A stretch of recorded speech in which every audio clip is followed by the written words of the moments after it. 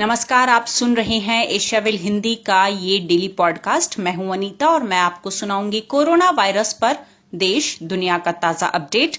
Asiaville की cycle team भी इटावा पहुंचने वाली है। टीम ने किसानों की हालत का जायजा लिया और उधर मौसम विभाग ने हीट वेव को लेकर चेतावनी जारी की है। ये सारी खबरें मैं आपको बताऊंगी, लेकिन सबसे पहले बात करेंगे संकट की इस घड़ी में प्रवासी श्रमिकों के मसीहा के तौर पर उभर कर सामने आए सोनू सूद के बारे में।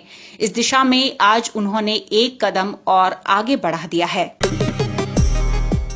बॉलीवुड एक्टर सोनू सूद पिछले काफी दिनों से सुर्खियों में हैं। वो प्रवासी मजदूरों को उनके घर पहुंचाने का काम कर रहे हैं। सोनू अब तक सैकड़ों प्रवासी श्रमिकों को बसों के जरिए उनके घरों तक पहुंचा चुके हैं, लेकिन आज उन्होंने मदद के इस सिलसिले को आगे बढ़ाते हुए एक टोल फ्री नंबर जारी किया। इस टोल फ्री नंबर पर कॉल करके कोई भी आसानी से मदद के लिए सोनू सूद की टीम तक पहुंच सकता है। इस बारे में जानकारी देते हुए सोनू ने बताया कि उनके पास बहुत सारे कॉल आ रहे थे, रोज हजारों कॉल आ रहे थे, लेकिन फिर उनकी टीम को महसूस हुआ कि अभी बहुत सारे लोग छूट गए हैं जो उनसे संपर्क नहीं कर पाएंगे। इसलिए सोनू सूद ने इस कॉल सेंटर को खोलने का फैसला किया। बॉलीवुड एक्टर ने साफ कहा कि जब तक आखिरी मजदूर अपने घर नहीं पहुंच जाता तब तक वो मदद का सिलसिला जारी रखेंगे।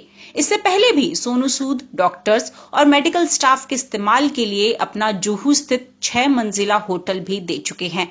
देश में 25 मार्च से लॉकडाउन लागू है, लेकिन पहले चरण से अब तक लाखों की तादाद में मजदूर अपने परिवार के साथ सैकड़ों किलोमीटर पैदल चलकर अपने घर जा रहे हैं। प्रवासी मजदूरों की इस समस्या को देखते हुए बॉलीवुड एक्टर सोनू सूद इनकी मदद के लिए आगे आए और ऐसा करके सोनू इस समय कई लोगों की जिंदगी के असली हीरो बन गए हैं। भारत में लॉकडाउन को लागू हुए आज पूरे 63 दिन हो चुके हैं। एशियाविल की टीम भी लगातार जमीन पर हालात का जायजा ले रही है।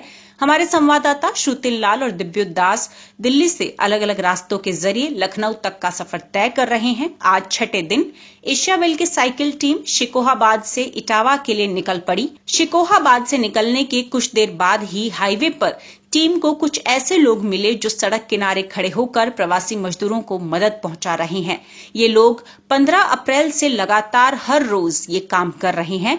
इंजीनियर रामबरेश यादव और उनके गांव वाले अब भी खाना पानी लेकर जरूरतमंद प्रवासियों की मदद के लिए डटे हुए हैं। रामबरेश ने बताया, Before we started from 15th of April, then we saw that at highway NS2 and the Agra Lucknow Expressway, a lot of migrants are traveling without vehicles, are running. Some women are there with little childs.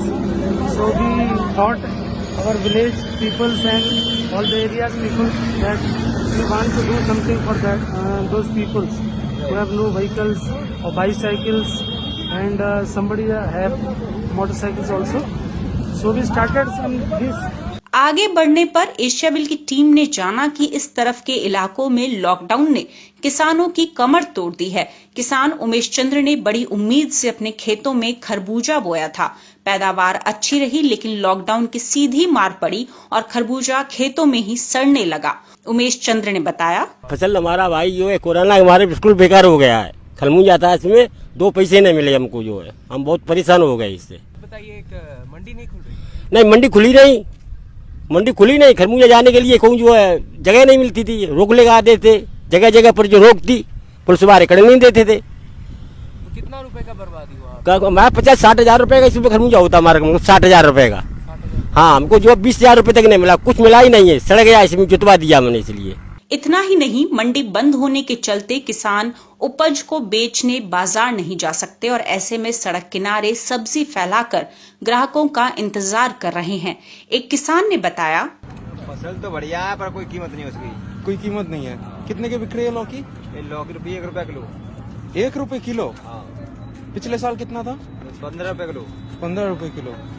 तो ऐसे घाटा कैसे हुआ? अब मंडी बंद है, कोई ले नहीं रहा है, लॉकडाउन है। एक तरफ किसान परेशान हैं तो वहीं मजदूरों का पलायन भी जारी है। बड़ी तादाद में अब भी मजदूर पैदल चल रही हैं। ऐसे हाल में फिरोजाबाद के आसपास के गांव साइकिल बिक्री का ठिकाना बन गए थे। जब प्रवासी मजदूर पैदल फिरोजाबाद की सड़कों से गुजर रहे थे तो स्थानीय लोगों से वो लगातार साइकिल बेचने की गुहार लगाते थे। एक स्थानीय निवासी ने बताया, ऐसी थी हालत सर, ये कोई गाड़ी वाले जो पन्नों को लेके आते थे वो रास्ते में उतार दिया। तो वो लोग अपनी ये कहते थे जो गांव के और पास गए उनसे कि भाई अपनी साइकिल दे दो या साइकिल बेच लो। तो वे अपने साइकिल से निकल जाते थे अपनी। कौन थे ये प्रवासी मजदूर थे? प्रवासी मजदूर थे। तो आप लोग के गांव से लोग ऐसे साइकिल खरीद रहे थे? हाँ, साइकिल एक दो लोग जो अपने नहीं रास्ते पे, गांव में नहीं जा करके। अच्छा, रास्ते पे जो मिल रहा था, रास्ते पर जो लोग मिल जाते थे उन्हीं से बोलते थे तो भाई साइकिल जो बेचना है तो बेच लो अपनी, हम अपने घर पर निकल जाएंगे। देश में 25 मार्च से लॉकडाउन लागू है। मोदी सरकार हर वर्ग के लिए 20 लाख करोड़ के पैकेज का ऐलान कर चुकी है, लेकिन इसके बावजूद श्रमिक वर्ग और किसानों की हालत लगातार बिगड़ती जा रही है।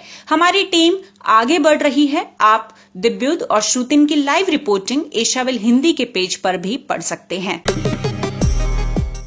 देश में कोरोना वायरस संक्रमण के मामलों में दिन पर दिन बढ़ोतरी हो रही है। देश में संक्रमितों की संख्या तेजी से बढ़ रही है। देश में कोरोना संक्रमितों का कुल आंकड़ा 1,45,000 के पार पहुंच गया है। आज सुबह 9 बजे तक भारत में कोरोना वायरस मरीजों की कुल संख्या 1,45,380 हो गई है, जबकि इस वायरस से अब तक 4,167 लोगों की मौत हो चुकी है। वहीं पिछले 24 घंटों में कोरोना के 6,535 नए मामले सामने आए और 146 लोगों की जान गई। हालांकि राहत की बात यह है कि अब तक 60,491 मरीज कोरोना को मात देने में कामयाब हुए हैं। कोरोना वायरस की वजह से सबसे खराब हालात देश के 4 राज्यों में है।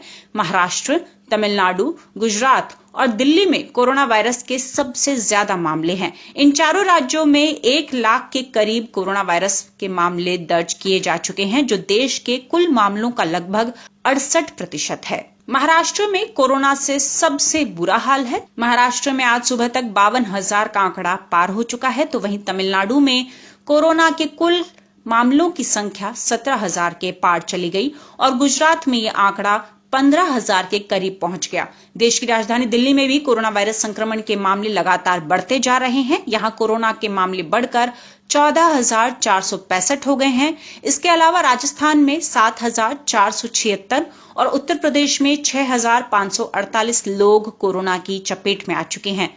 शाम की प्रेस कॉन्फ्रेंस में स्वास्थ्य मंत्रालय ने बताया कि दुनिया के अन्य देशों के मुकाबले भारत में स्थिति काफी बेहतर है। जब पहला लॉकडाउन लगाया गया था तब ठीक होने की दर 7% के आसपास थी, जो अब बढ़कर 41.61 पर पहुंच चुकी है। वहीं मृत्यु दर के मामले में भी सुधार हुआ है।